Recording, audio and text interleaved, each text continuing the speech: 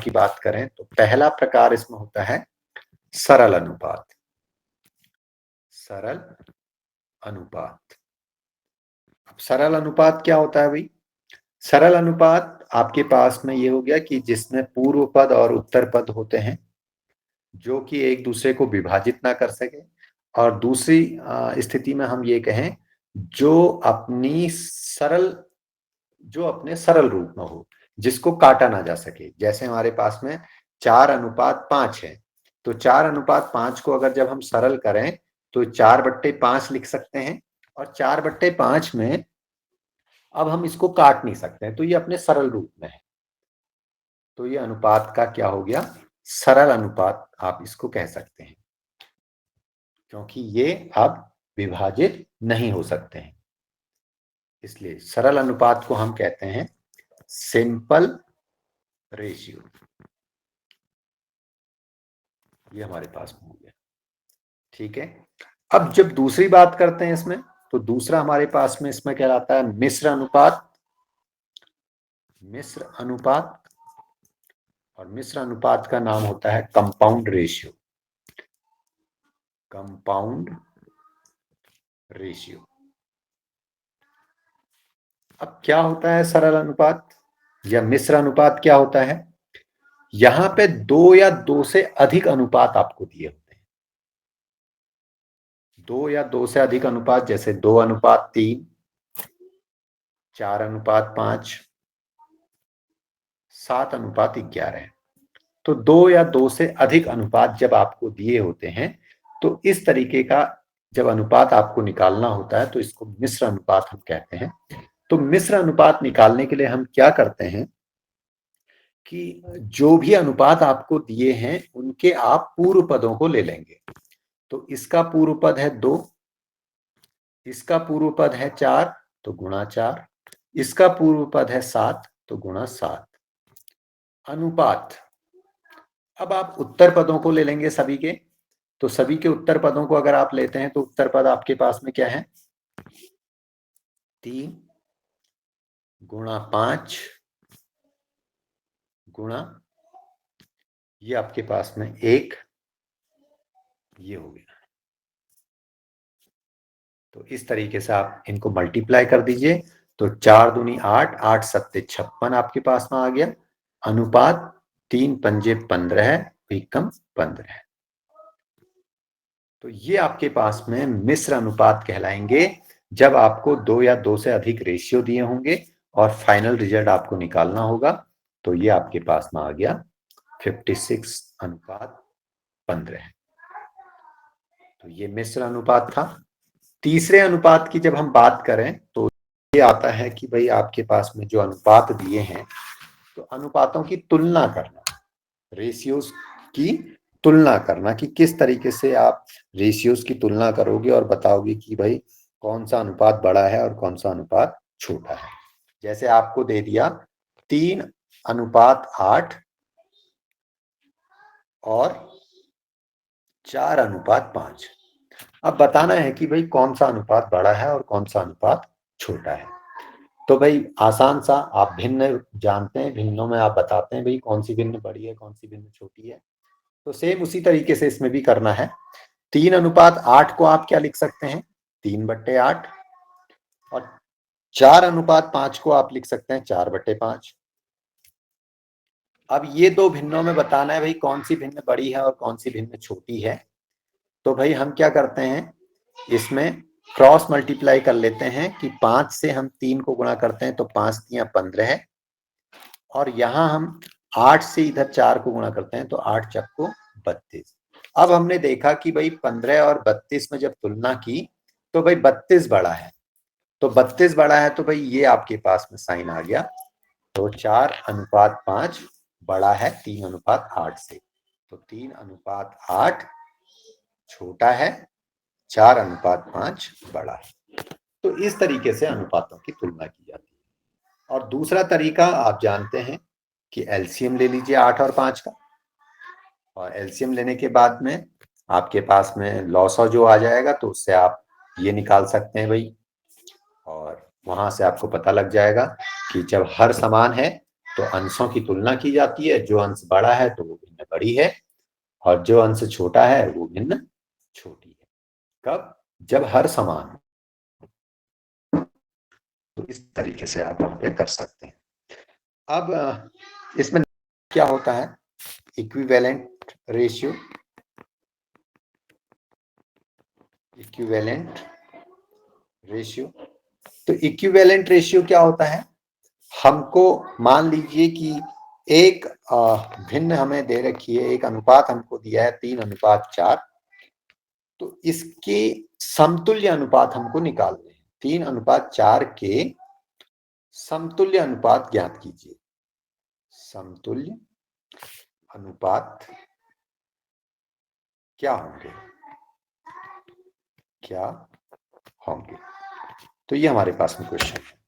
तो भाई 3:4 का हमने समतुल्य अनुपात निकालना है, तो 3:4 को मैं 3/4 लिख सकता हूं। जब 3/4 लिख दिया तो भाई पहली समतुल्य भिन्न निकाल लेते हैं इसकी। तो पहली समतुल्य भिन्न निकालने के लिए हमने अंश में भी 2 से गुणा कर दिया और हर में भी 2 से गुणा कर दिया। तो 3 दूनी 6 और 4 दूनी 8, यानी कि 3:4 का जो पहला समतुल्य अनुपात आया वो 6:8 आ गया। और जब इनको आप कैंसिल करेंगे 6/8 को, तो आपके पास में 3/4 ही आना है। अगला जब हम समतुल्य अनुपात निकालते हैं 3:4 का, तो 3/4 आपने इसको लिखा है। तो दूसरा समतुल्य अनुपात निकालने के लिए अंश में भी 3 से गुणा कर दिया और हर में भी 3 से गुणा कर दिया। तो 3×3 9/4 3 12 है। तो 3:4 का जो अगला समतुल्य आया अनुपात वो 9/12 है। तो इस तरीके से 2 समतुल्य अनुपात आ गए भाई 3:4 के। एक तो आ गया 6:8 और दूसरा आ गया आपके पास में 9:12। तो ये आपके पास में समतुल्य अनुपात निकालने का अनुपात निकालना है, 13 व 65 का अनुपात। तो 13 व 65 का अनुपात क्या हो जाएगा भाई, 13:65। और अनुपात वो होता है जिसको आप सरलतम रूप में लिखें। तो 13:65 को हम लिख सकते हैं 13/65। और जब हमने इसको कैंसिल किया, इसको सॉर्ट आउट किया, इसको सॉल्व किया और आगे उसको और छोटा बनाया, तो 13 एकम 13 और 13×5 65, यानी कि 1/5। और 1/5 का मतलब हो गया 1:5। जो अंश में है वो पूर्व पद होगा, जो हर में है वो उत्तर पद। और कभी कभी ये भी पूछ लिया जाता है कि 1:5 में पूर्व पद और उत्तर पद भी लिखिए। तो पूर्व पद हमारे पास में हो गया 1 और उत्तर पद हमारे पास में हो गया 5। इसी तरीके से अगर हम बात करें तो एक प्रश्न आपके पास में ये आ जाएगा, और बहुत इंपॉर्टेंट क्वेश्चन भी है, ध्यान दीजिएगा। दूसरा क्वेश्चन, 50 पैसे का 1 रुपये के साथ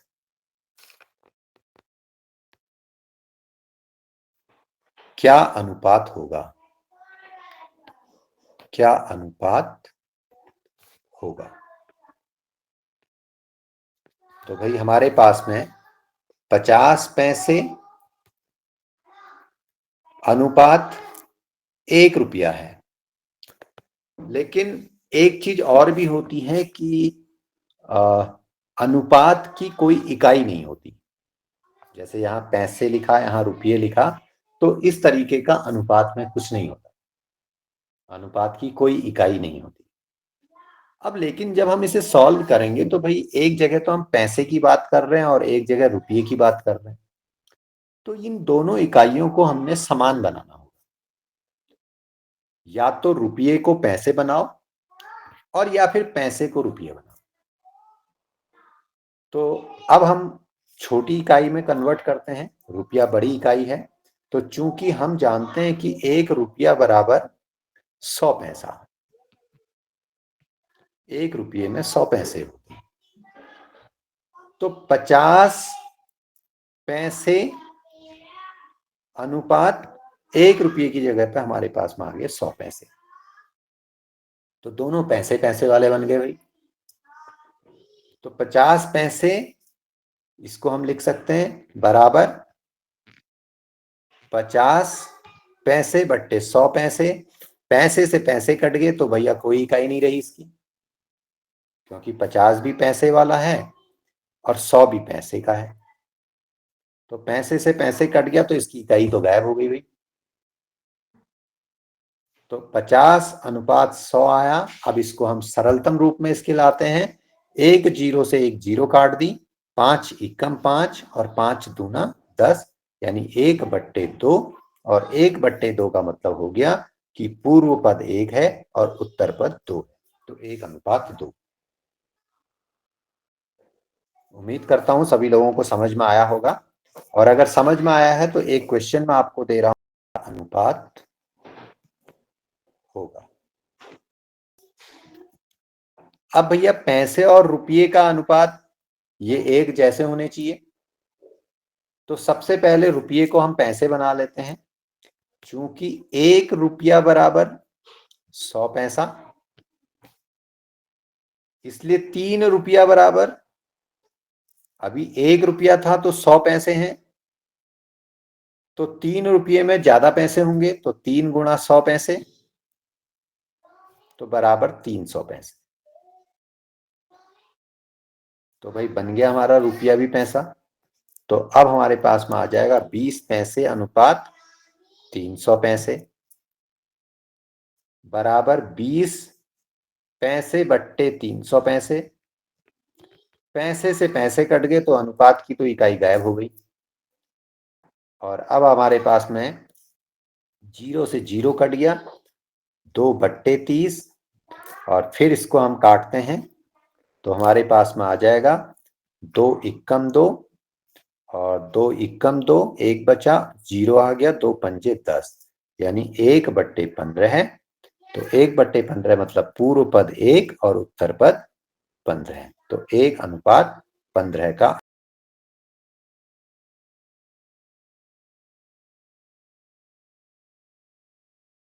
पैसा ये हमने करना है। तो रुपया 3 की जगह पे क्या आ गया सर 300 अनुपात 90 पैसा। पैसे से पैसा कैंसिल हो गया भाई, तो हमारे पास में आ गया 300/90। जीरो से जीरो कट गई, 3 तिया 9, 3 एकम 3 और 3 शून्यम 0, यानी 10/3। तो क्या आ गया 10:3।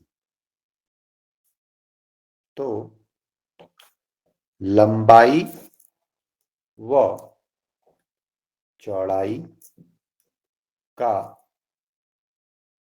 अनुपात क्या होगा, ये हमारे पास में प्रश्न आ गया। तो भाई बात चौड़ाई, ये हमारे पास में आ गया। लंबाई हमारे पास में है 15 मीटर, अनुपात चौड़ाई हमारे पास में है 10 मीटर। तो दोनों की इकाइयां सेम है, मीटर मीटर, तो भाई कैंसिल हो गए। 15/10, तो काट दिया, 5 दूनी 10 और 5 तिया 15, तो 3/2। तो पूर्व पद हो गया 3 और उत्तर पद हो गया 2, तो 3:2।